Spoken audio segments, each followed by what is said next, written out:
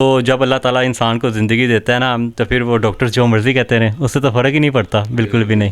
تو پھر آہستہ آہستہ میں جو سا میرا ٹریٹمنٹ ہونا شروع ہوا تو میرے ساتھ ٹریجڈی یہ ہوئی کہ ڈاکٹرز نے ٹانگ کے اندر مجھے ایکسٹرنل فکسیٹر ایک ہوتا ہے وہ روڈس ڈال دیے تھے. اس سے میری جو ہپ جوائنٹ کی بون تھی وہ ٹھیک ہونے کی بجائے وہ زیادہ انفیکٹڈ ہونا شروع ہو گئی تھی. مجھے بون کا انفیکشن شروع ہو گیا تھا جسے ہم MRSA انفیکشن کہتے ہیں. میں نے کہا کہ اگر آپ کو اپنی جان بچانی ہے دوبارہ سے تو آپ کو انفیکشن کلیئر کروانا پڑے گا، اس کے لیے آپ کو اپنی بون کٹوانی پڑے گی.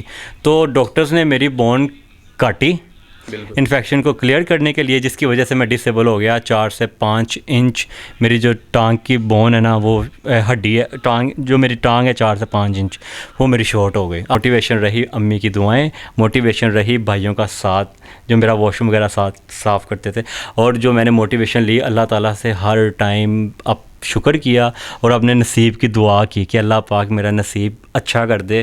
تو اس نصیب کی بدولت میں الحمدللہ بہتر ہونا شروع ہوا، میرا انفیکشن کلیئر ہوا 2 سال. السلام علیکم ناظرین، آپ کا میزبان اسلم موسیٰ آپ کی خدمت میں حاضر ہے اور آپ دیکھ رہے ہیں لاہور کی باتیں. لاہور کی باتوں کی طرف سے ایک نئی بات لے کر آپ کی خدمت میں حاضر ہوں. ناظرین، آج ہم ایک ایسی موٹیویشنل سٹوری اور جسے کہہ دیتے نہیں ہارٹ ٹچنگ، دل دہلا دینے والی ایک سٹوری لے کر آئے ہیں.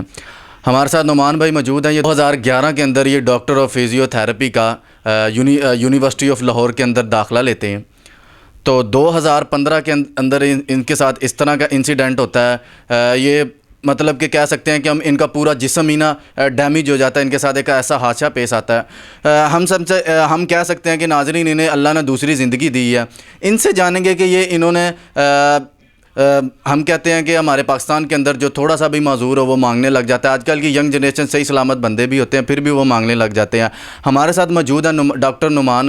ان سے جانیں گے کہ انہوں نے اپنے آپ کو کس طرح موٹیویٹ کیا، کس طرح ایک پلیٹ فارم پہ کھڑا کیا، اسٹیج کے اوپر کھڑا کیا کہ آج یہ لوگوں کے لیے موٹیویٹ بن گیا. السلام علیکم. وعلیکم السلام بھائی جان، شکریہ انٹرویو کے لیے.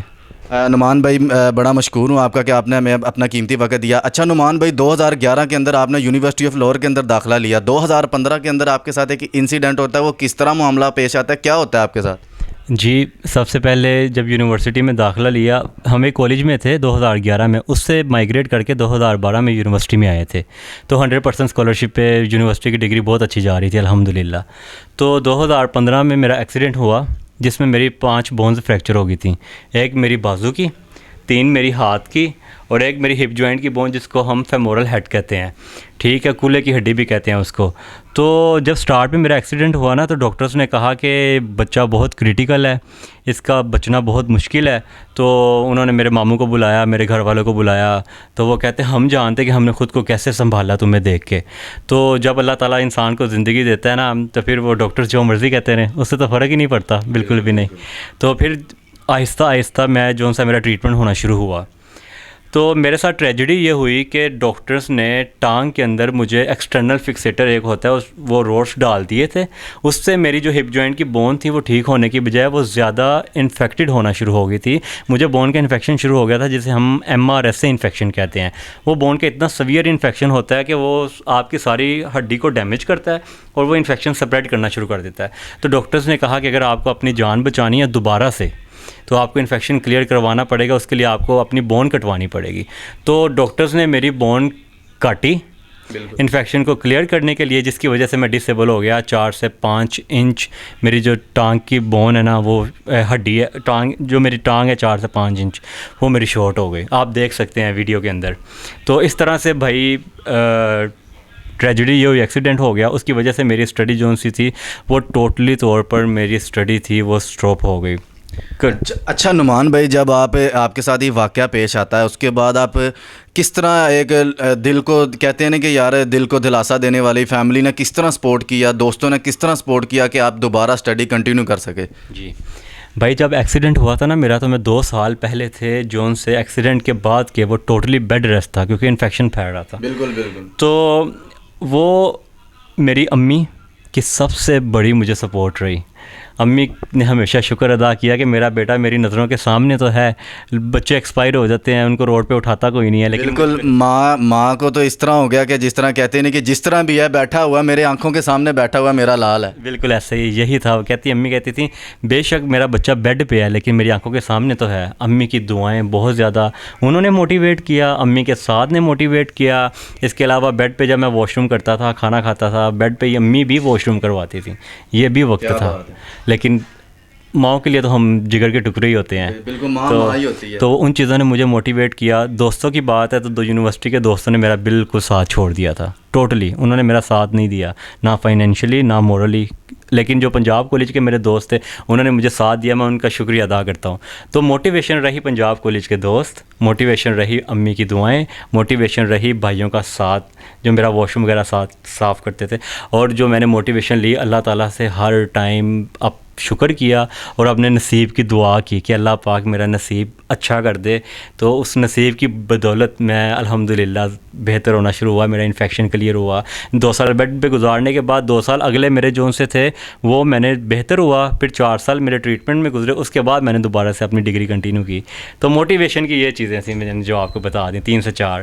اچھا نعمان بھائی, بڑی خوشی ہوئی کہ آپ ان لوگوں کے لیے بہت موٹیویٹ ہیں جو آپ دیکھ سکتے ہیں نوجوان نسل ہوتی ہے وہ ایک بھیک مانگنے پر تل جاتے ہیں. آج کل تو ایک ہمارے ملک کے اندر نا ایک ٹرینڈ بن چکا ہے یہ لوگ اس کو کاروبار سمجھتے ہیں, حالانکہ یہ کاروبار نہیں ہے. بالکل ایسا ہی. اچھا نعمان بھائی, جب آپ ماشاءاللہ آپ ڈاکٹر نعمان کہلاتے ہیں, ڈاکٹر آف فزیو تھراپی.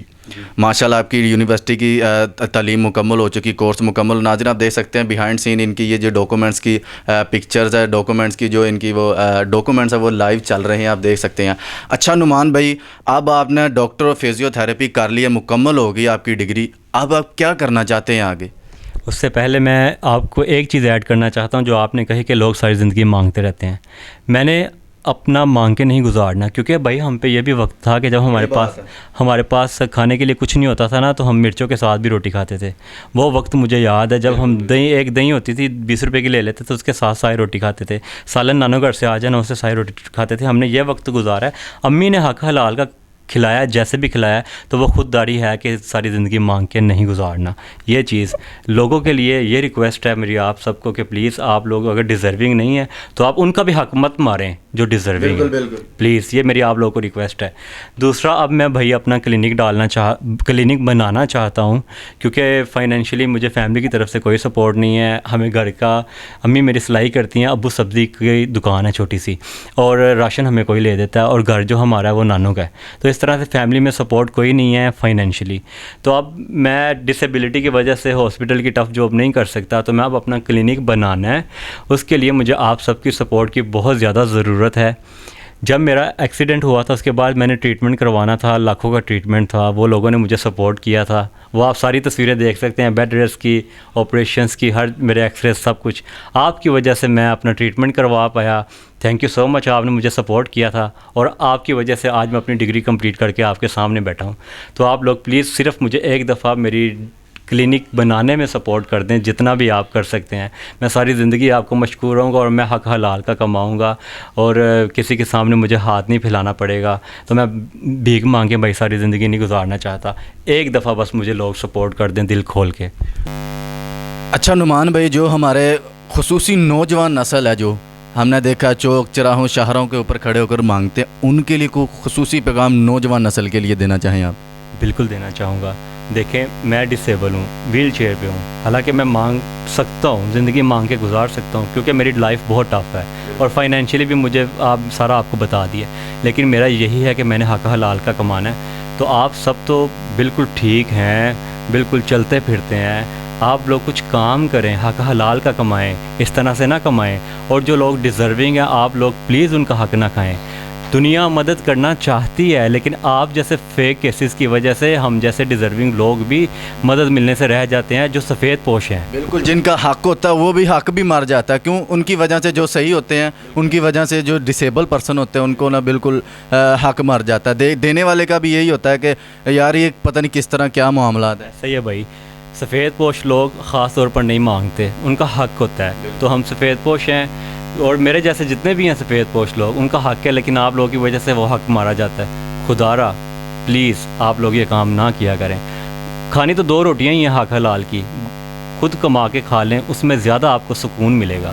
اس طرح سے جو آپ کماتے ہیں اس پہ آپ کو سکون نہیں ملے گا. تو میرا ان کو یہی پیغام ہے کہ آپ لوگ یہ کام سارے چھوڑ دیں, آپ اللہ تعالیٰ پہ یقین رکھیں اور خود کمائیں خود کھائیں. ناظرین آپ نے دیکھا ہمارے ساتھ ڈاکٹر نعمان موجود تھے. ماشاءاللہ ان کی آپ کہہ سکتے ہیں کہ یہ ہمارے ان لوگوں کے لیے بہت موٹیویٹ ہے جو ڈسیبل پرسن ہے. تو نعمان بھائی کی کہانی آپ نے سنی, انہی کی زبانی انہوں نے کس طرح لائف سٹائل گزارا, کس طرح ان کے ساتھ حادثہ پیش آتا ہے. اور ان کی سٹوری کے لیے کچھ چھوٹا سا اچھا سا کومنٹ کیجیے گا. اور اسی کے ساتھ اپنے میزبان اسلم موسیٰ کو اجازت دے اور دیکھتے رہیں لاہور کی باتیں پاکستان زندہ باد.